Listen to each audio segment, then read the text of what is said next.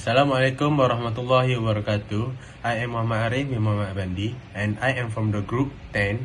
We'll present about pathology presentation which is gastrointestinal system disease, and we choose appendicitis as our topic. Before that, meet our group member which is first Muhammad Ambirin bin Abdul Rashid, number matric 067176, and then Muhammad Nabi Imran bin Muhammad alias Muhammad Nur 068666, and Muhammad Arif Muhammad Apandi 067183, and the last one is Aiman Azim bin Azhar 067177. Before we start our presentation today, I want to introduce about appendix. What is a appendix?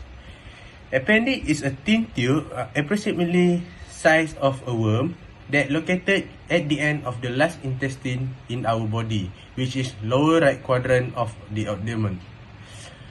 What is the function of appendix? Until today, there is no confirmation of the appendix functions. However, some of the studies and research found that appendix is involved in the immune system. So, moving to our disease today, which is appendicitis. Where is the appendicitis occurs? It is obviously appendicitis is a disease that occurs at our appendix. So, how does appendicitis occur? It happens when generally there is a blockage in the appendix, which may cause from eating. Usually, case of appendicitis is the case people eat something spicy. As the blockage occurs, infection rapidly show up and might be from the bacteria or viruses that worsen the pain of the patient. And then appendicitis leads to the inflammation of the appendix and start swollen and filled with pus within 24 to 48 hours. Generally, appendicitis categorized as an acute pain, as the patient can feel the pain immediately within 48 hours. Hello, my name is Muhammad Amir bin Abdul Rashid and my matrix number is 067176. Now I will present the signs and symptoms of appendicitis. There are 9 signs and symptoms of appendicitis. The first one is sudden pain that begins on the right side of the lower abdomen. Second one is sudden pain that begins around your navel and often shifts to your lower right abdomen. Third one is pain that wasn't if you could walk or make all the jerry movement. Next is nausea and vomiting. After that is loss of appetite. Then is a low-grade fever that may worsen as the illness progresses. Next is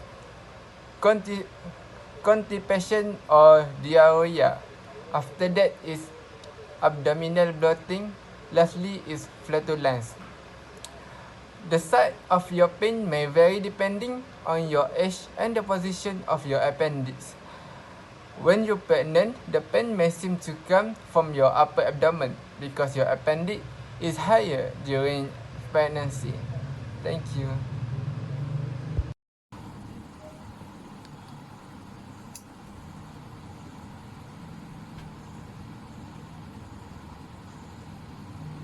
Hi everyone, my name is Aiman, and today I'm going to talk about the diagnosis of how a doctor can diagnose appendicitis.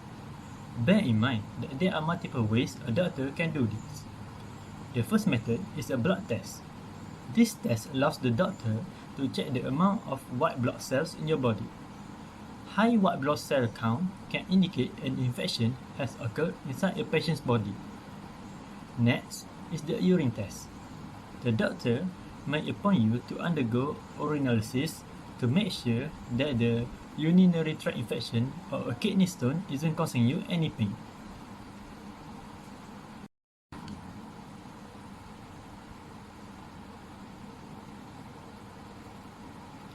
Moving on to the next method, a doctor can diagnose appendicitis by simply do a physical examination on your body. The doctor may apply some pressure around the painful area. If the pain feels worse when the pressure suddenly released, it may signal appendicitis because the adjacent peritoneum is already inflamed. The doctor might also look for any abdominal rigidity or tendency during the palpation, as your body will stiff up its abdominal as a natural response to pressure in order to guard the inflamed appendix.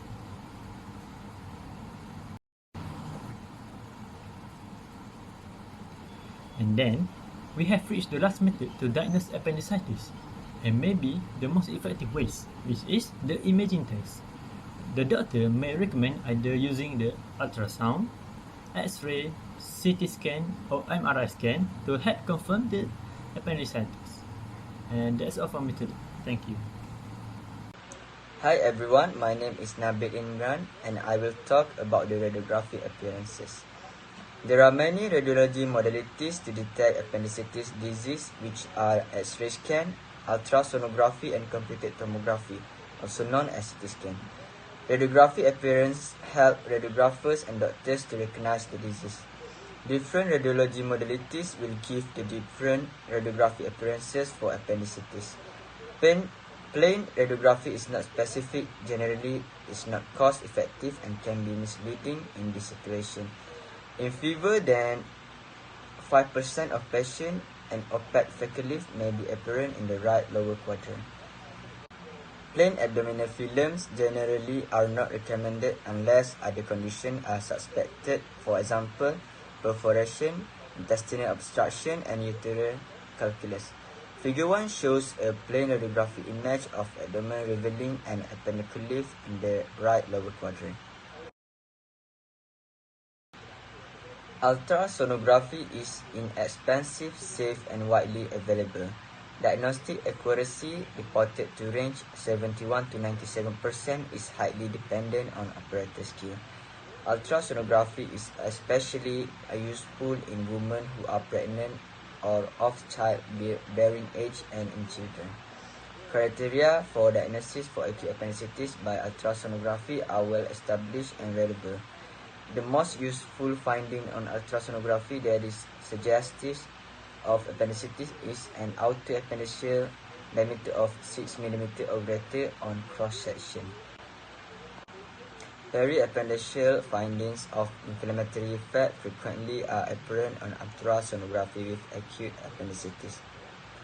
Figure 2 shows the transverse ultrasound image of the right lower quadrant of the abdomen, revealing a thick wall, non-compressible tubular structure with a shadowing appendicular leaf, and a longitudinal ultrasound image revealing the thick wall, inflamed appendix and appendicular leaf, and a small periappendiceal fluid collection. Computed tomography or CT scan is more precise than ultrasonography and more reproducible from hospital to hospital. It has a diagnostic accuracy rate for acute appendicitis of 93 to 98%. In recent meta-analysis, findings on CT increase the certainty of diagnosis more than findings on ultrasonography. Therefore, consensus in the literature is moving toward optimal CT scanning technique for acute appendicitis. Recent investigation indicates that abdominopelvic CT is an appropriate initial approach to imaging patients for acute appendicitis.